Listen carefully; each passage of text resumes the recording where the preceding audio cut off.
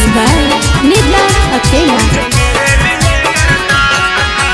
दूध से मुहा जरा मेरा अब माथा भी फूक के पिएंगे। दूध से मुहा जरा मेरा अब माथा भी फूक के पिएंगे।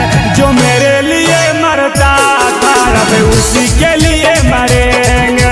जो मेरे लिए मरता था अब उसी के लिए मरेंगे। अब छाती पर गोली खा लेंगे बाकी पीठ देखा के न जिएंगे। छाती पर गोली खा लेंगे बाकी पीठ देखा के न जिएंगे। जो मेरे लिए मरता था अब उसी के लिए मरेंगे।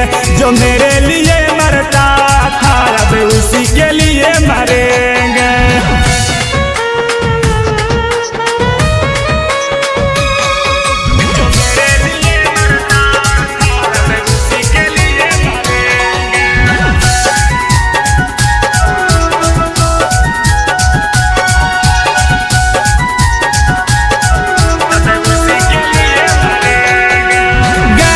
करूं क्या अपनी शिकायत अपनों ने समझाना अपनों के लायक।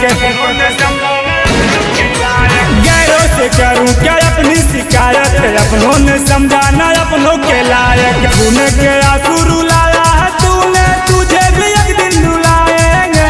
खून के आंसू रुलाया है तूने तुझे भी एक दिन रुलाएंगे। जो मेरे लिए मरता था अब उसी के लिए मरेंगे। जो मेरे लिए मरता था अब उसी के लिए मरेंगे।